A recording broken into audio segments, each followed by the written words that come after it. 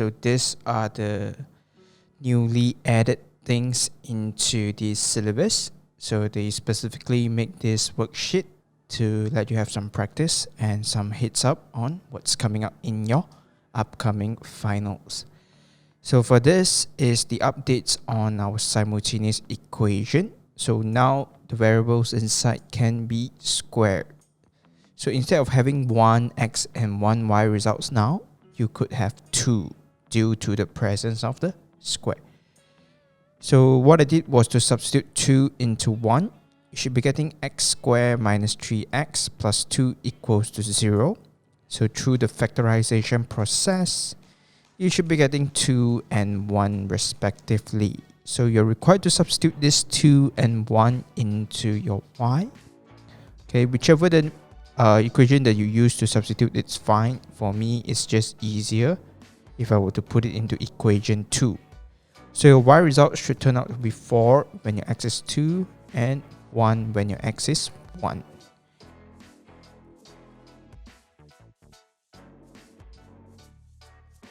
As for part 2, the graph over there, they intersect at point A and B, which means these two graphs will meet each other. So I arranged the equation 2 that are labeled there into y equals to 10 minus 2x so that I can substitute it into equation 1 and run the comparison. So through this, I'm getting 3x squared plus 9x minus 14 equals to 0. So your A will be 3, B is 9, and C is negative 14. So whenever you notice they wanted the answer to be in 2 decimals, immediately you must think about using the quadratic formula. So negative b plus minus square root of b squared minus 4ac over 2a. You should be getting your x results as 1.13 and negative 4.13. The corresponding results when your x is 1.13, you substitute into your y, you should be getting 7.74. And when your x is negative 4.13, when you substitute it into the equation, you should be getting 18.26. So there's no restriction on which one you substitute it in. It's just easier when you sub into the simpler equation. So this is what I would do to get this sorted out.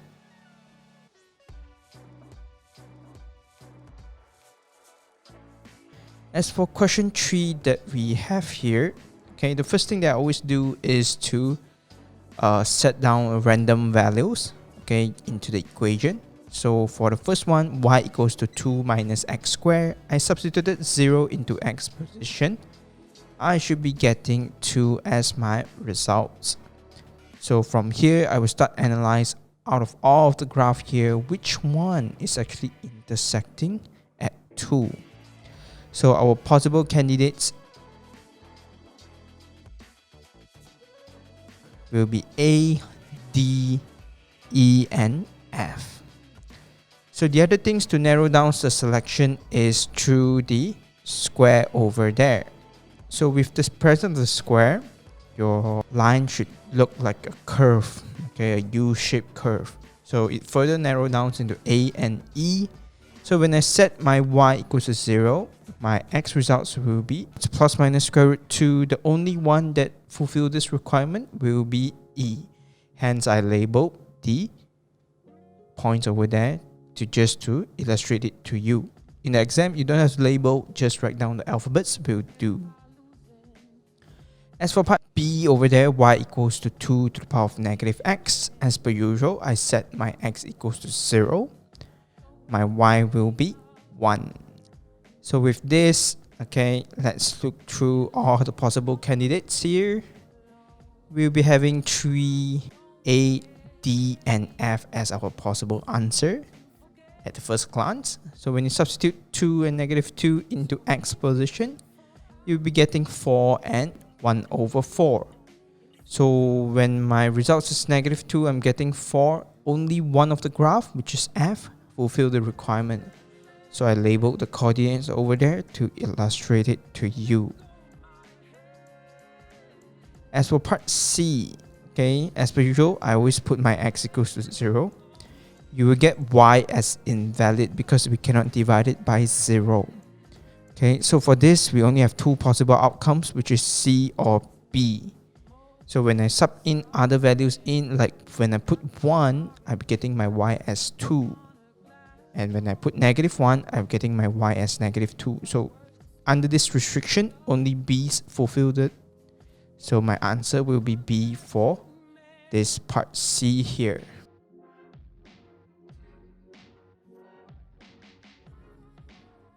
As for question 4, sketch out the graph 2x plus 3y minus 18. So first thing that I did was to arrange the equation over there into y equals to mx plus c arrangement.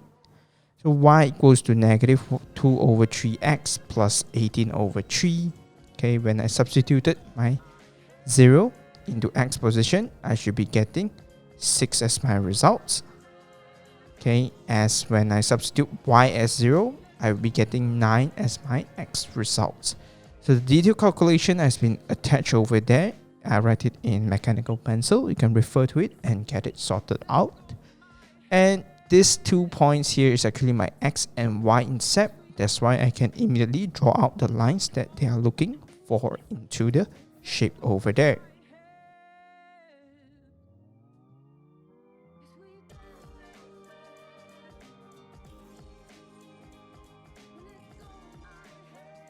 As for part B, so we were given x squared plus 2x. So first thing that I did was to set a 0 into x position. You will get your y as 0 as well. Then the other thing that I did was to randomly test out some answers. So I put 1 into x position. I'll be getting 3 as my outcome. So immediately I noticed that there's no specific trend to this. So instead of continuing putting out random numbers, I use the differentiation to identify our turning point here. So dy dx equals to 0. Okay, when I differentiate my x squared plus 2x, when I shift out the 2, the power will be balanced by 1.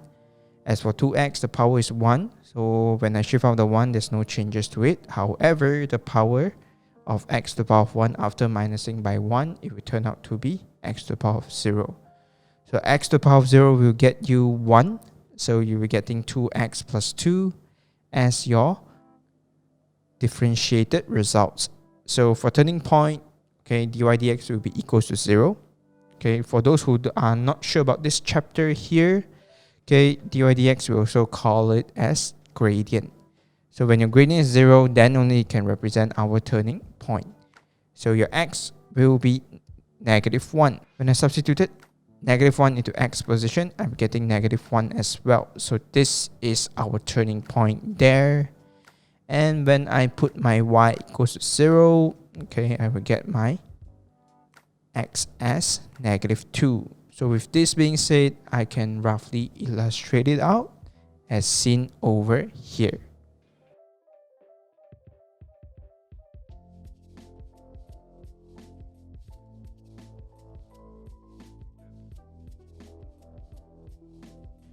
As for question 6, okay, it's pretty basic. You can actually utilize the intersecting point, the x-intercept over there, to find out the two brackets factor. So you will get x plus 5 and x plus 2 in default. Okay, so when I expand it, I'm getting x squared plus 7x plus 10. Okay, however, this 10 here doesn't actually qualify as our y-intercept.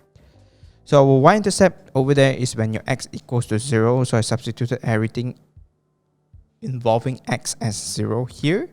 Then I'm getting y as 30. So you have to identify the relationship between 30 and 10. Obviously, it's a factor of 3.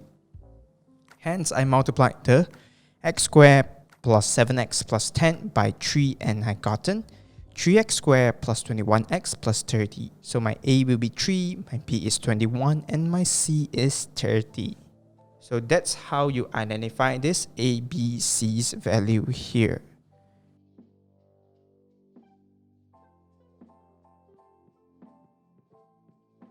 As for question 7, okay, I saw the keyword turning point.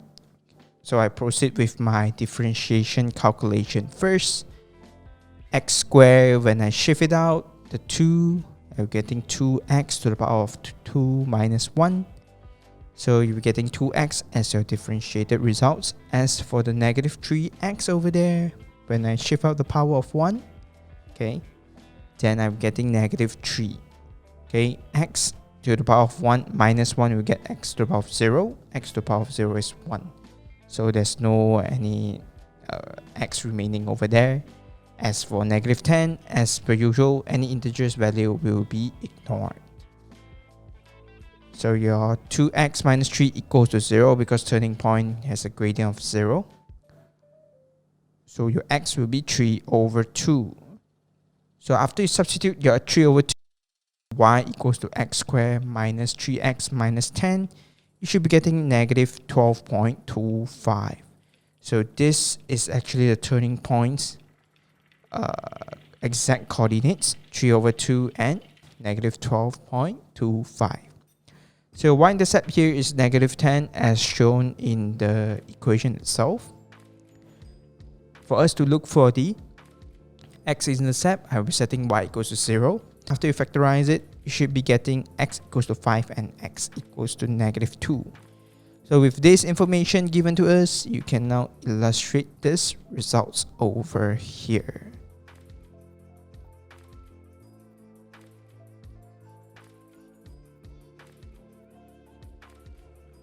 As for question 8, okay, so just treat the brackets towards the 0. So x minus 5 equals to 0, x will be 5. As for 2x squared minus 18, there's a common factor of 2, so I took it out.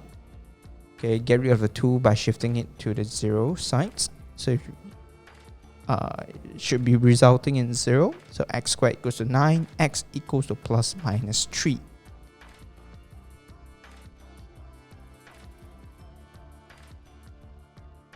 So with this information, the 5, 3 and negative 3, you know that these are the x-intercept.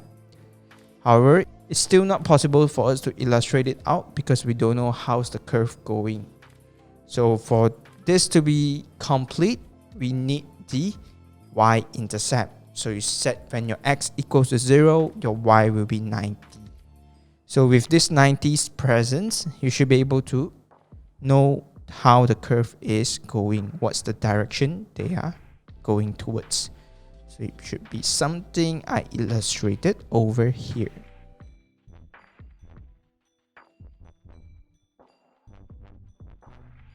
As for question 9, so they straight up says these are the derivative question that Cambridge prepared. Okay, so for those who are unsure about this topic, I actually make the full workings available here. So after you go through this, if whatever that I went through earlier it wasn't really clear, you can actually refer back to it later on. So for dy dx, okay, like what I said, I took out the power first. So x to the power of 2, when I bring out the 2, 3 times 2, you should get 6. As for the x to the power of 2 over there, after minusing by 1, you should be getting x. As for the negative 4x, the x is having x to the power of 1. So when I bring it out, negative 4 times 1, it's still negative 4. However, the x will now be cancelled off entirely. Like I mentioned earlier, integers value will be cancelled off. The reason is attached here as well. So in default, okay, you see the 7 over there. You can actually add in a x to the power of 0. Okay, so when 0 multiplied by 7, you straight away get 0. This is the reason behind why I always ignore all the integers value involved. So the derivative of y will be 6x minus 4.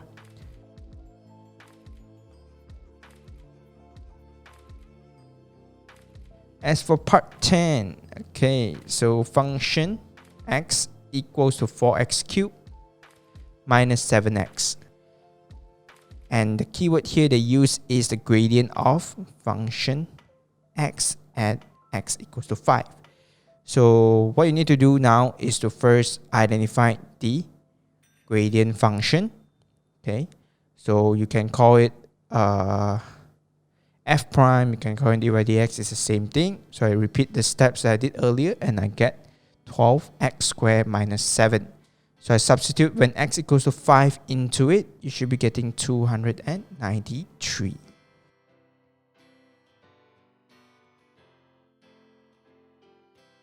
As for question 11 over there, okay, they want you to identify the turning point, derivative of x cubed minus 12x plus 5 is 3x squared minus 12. So they actually did the calculation for you already. All you need to do is to know that turning points means your gradient is 0. So your dy dx equals to 0, your x should be plus minus 2. So when your x is positive 2, your function x result should be negative 11. When your x is negative 2, your function x result should be 21. So your answer will be 2, negative 11 and negative 2, 21.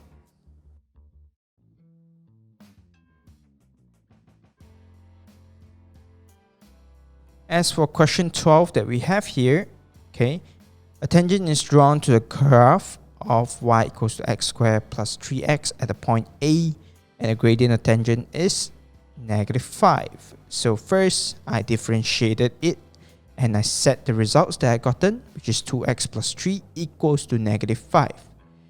So by doing so, I'm able to trace what's my x exact value, and then substitute the x equals to negative 4 into your y, and find that your y's coordinates is 4.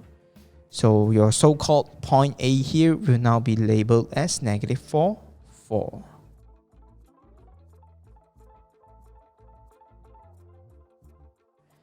As for question 13, okay, similar steps was being adopted here. I identified the gradient function first. You should be getting 6x minus 5, okay, and then substitute the negative 1 into it. You should be getting negative 11 as your gradient. So when your x is negative 1, your y is 10, okay, so utilize these coordinates here, okay, and substitute into the tangent equation.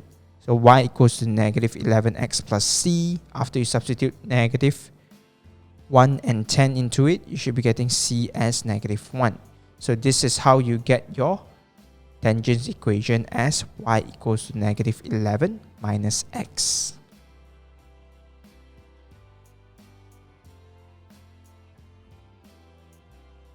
As for question 14, okay, it has two turning points, and this is the only issue that I identified in the marking scheme.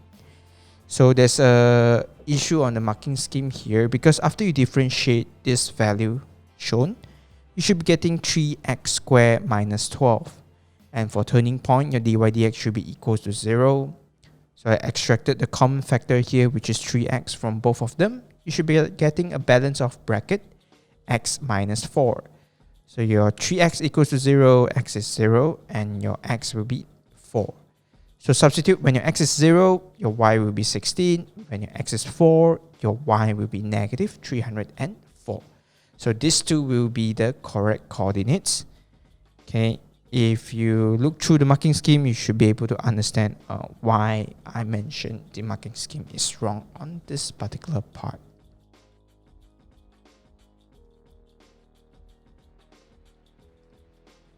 As for question 15 onwards, they are asking you to explain the congruence concept. So you actually need to write down what are the geometrical reason that you use to solve this question here. So a couple of reasons that written down show why are they congruent. So I first identified my angle ABC. It is actually 57 degrees. Because interior angle of a triangle is 180, then DFE is 28. So immediately you know that your BC and DF is the same. This is given by the question.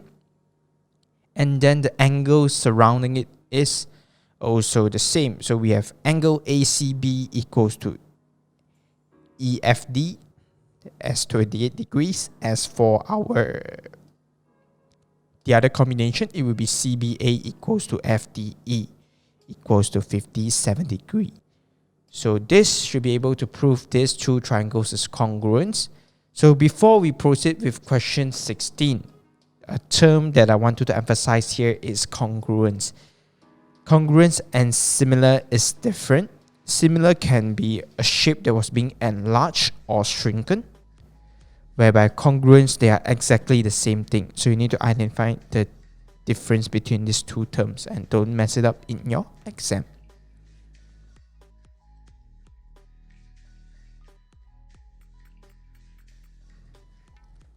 So question 16 here.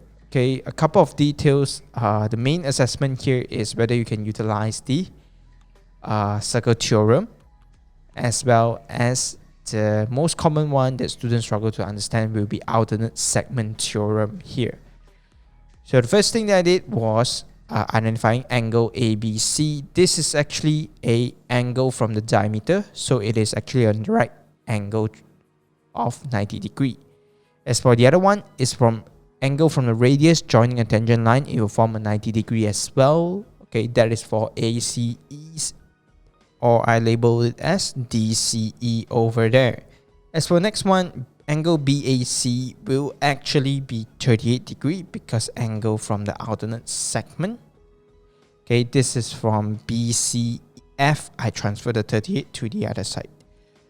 Then for the next one, for angle CDE, okay, this is actually 38 degree because total angle of a triangle is 180. So ACB is also 52 because, like what I said, radius joining a tangent line is 90 degree. So you're getting 52 for that. So ACB equals to DEC equals to 52. And DE equals to AC equals to 10 cm. The reason why I know AC is also 10 cm, it is because there are two radius. 2 times 5 is 10.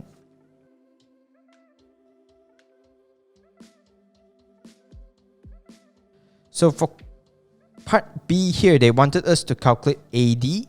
So what I used was to illustrate out the triangles that I'm focusing over there. It will be DCE's triangle. 52 is the opposite, is what they need in order to calculate your DA's value.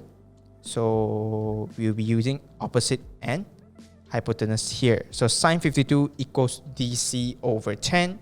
DC should be sine times 10. So your results for that will be 7.88.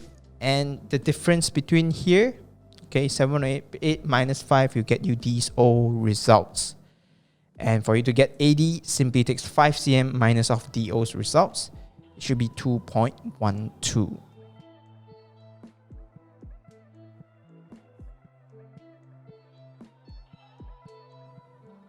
As for question 17 here, okay, so our ABC's value is actually 68 degree, and this 68 will be the same as ACD because of alternate segment theorem. So your final results that you should be getting will be 68 degree for it.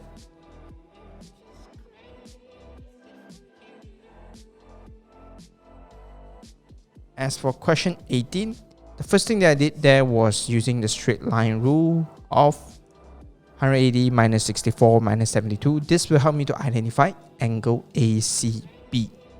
The key assessment here, aside from alternate segment theorem, where BCE and BAC is the same, as well as ACF and ABC is the same. This is why I labeled them first.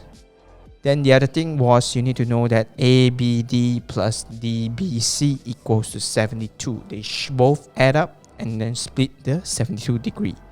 So through the ratio, you should know that ABD is a smaller one, is 1/4 of the entire angle of 72.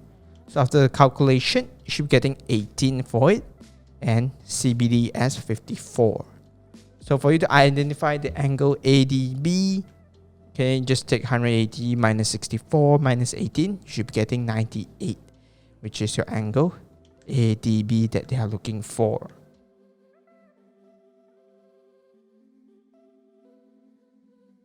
As for question 19, finding the coordinates of the two turning point here, okay, this you don't actually have to calculate it because in default, there's no changes to your normal sine graph. So the turning point here will be 90 degree and 1, as well as 270 degree and -1. So I illustrate it at the side so then we can refer to it. So next thing, cosine 70 also equals to cosine P here. So through the quadrant concept, you should know that quadrant 1, 2, 3, 4, okay, using ASTC, all school teacher crazy, okay. So each initial represent that when you're at that quadrant, which initial will be positive and negative. So for example, that we have here, cosine 70 is located at the first quadrant where everyone is positive. So they wanted the same results, which we look for cosine positive as well. So ASTC, only at the fourth quadrant, your cosine will be positive. So the 70, I transfer it down. So 360 minus 70, you should be getting 290 degree.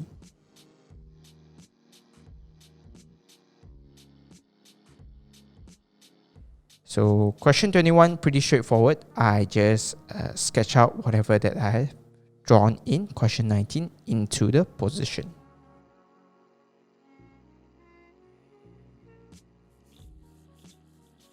Question 22. So first thing that I did was to shift off the positive 3. So I'm getting 4 tangent x equals to -4. Then I get rid of the 4. You should be getting tangent x equals to -1. So I normally stop here and then ask myself the question, ASTC again.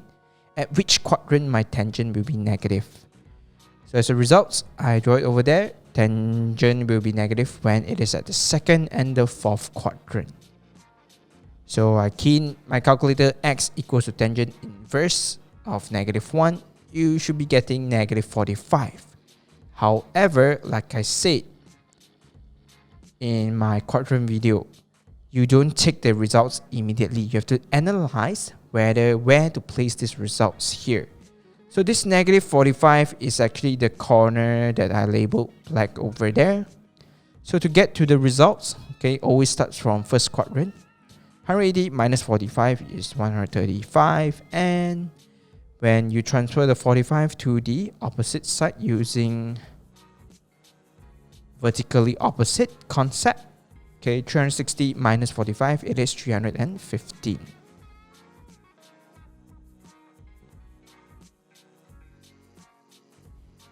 As for question 23, so after you get all the calculation done, it is cosine x equals to -1/2. So I ask myself the question again, at which quadrant cosine will be negative? It's actually 2 and 3. So based on the range given to us, okay, I know that they are looking for answer in the third quadrant. So when you key in the calculator, you're getting cosine inverse -1/2 as 120 degree. So this is to represent from first quadrant to the dotted line that I illustrated over there. So I found the difference, which is 60, and transfer it down. So the answer that you're looking for will be 180 plus 60, which is 240.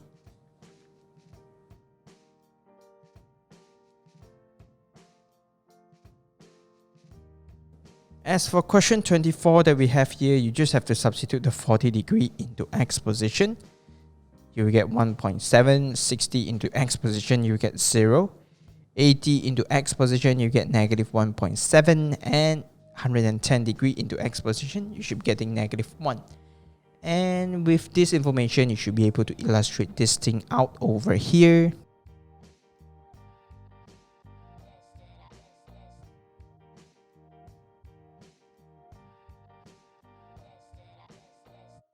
And they ask you, use the graph to solve this following solution. 2 sine 3x equals to 1.5. So our 2 sine 3x can be replaced with y. So they are looking for when y equals to 1.5, what's the corresponding x results that you should be getting. So for 1.5, I trace it down, I'm getting 70 degree and 43 degree as my final answer.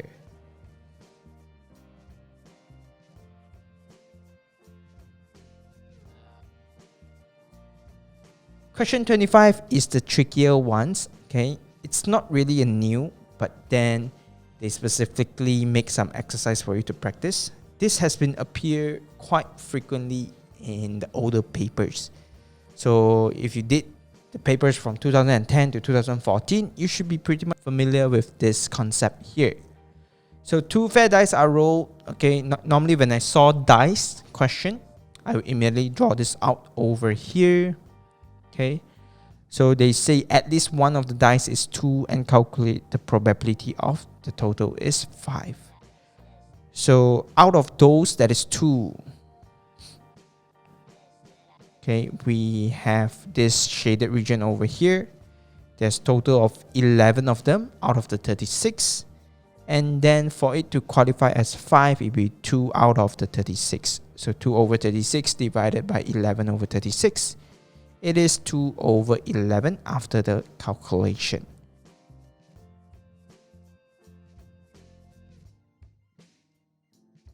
As for question 26 here, okay, first thing first, they narrow down to those who is 70 kg or less. So I first calculated total as 52 by taking 30 plus 15 plus 7.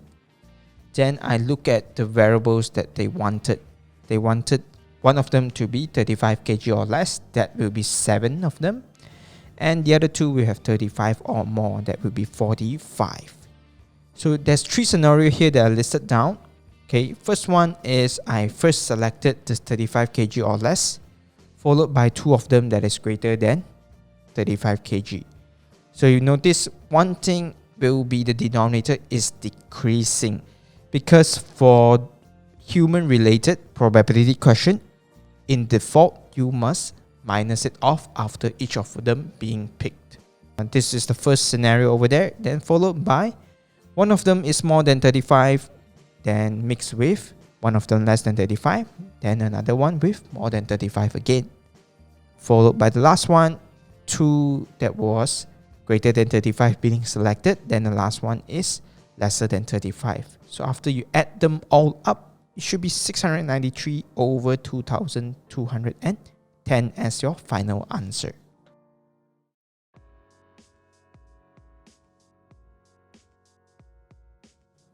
As for question 27 here, okay, so look at the key.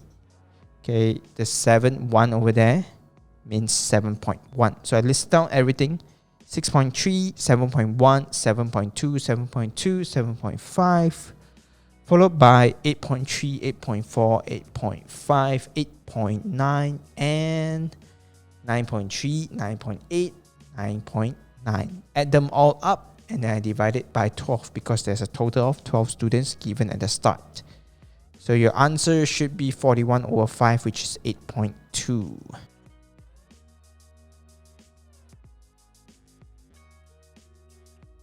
As for question 28, find the numbers of people asked. So I calculated how many numbers is there. It is actually 26. Then for you to find the median, you actually have to trace. I slash off one small number and one big number. So I trace it to the center. I'm arriving at 27 and 29. So I added them both up and divided it by 2 to get to 28 as my final results.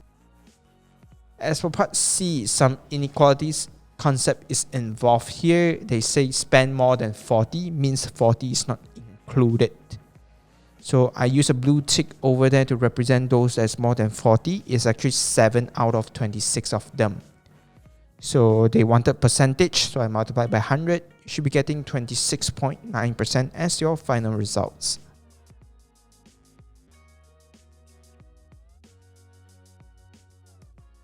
As for question 29, so there's a total of 15 parcels. So immediately you should be able to identify the range and use the highest value, okay, of 6.5. So I drew a line over there first, and then the lowest value is 4.9. So this will be the first 2 lines that I always draw. The next thing is the interquartile range. We have lower quartile as 25%. Since it is odd numbers, so I took 15 plus 1, okay, times 25%. So you get the 4th number here. They are actually quite generous because they arrange it for you already. So just look for the 4th one, which is 5.3, to draw down your lower quartile line. then followed by 16 times 75%, which is 12. So I count to the 12 numbers here. It is actually 5.95. That will be your upper quartile. So this will enable you to draw out the box, then followed by the 50%, which is a median.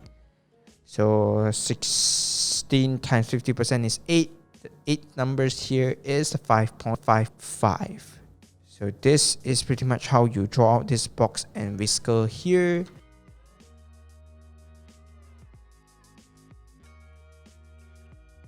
Then question 30, find the range. So like I said, take the largest value minus the smallest one. 1.84 minus 1.5, it is 0.34. As for you to calculate the median, okay, it's just the center line over there. It's actually 1.63. The part B asks you to compare it with the data of the girls. First thing that I noticed was girls' interquartile range is bigger, because if you look at the box, it is way bigger compared to boys. So these are the first thing that I will list down. And for interquartile range, we always argue on the term vary or in terms of consistency. So IQ out of the girls is higher, which is 0.16, and the boys is only 0.11. So based on my understanding, this data represent that the boys' height vary lesser or more consistent compared to the girls.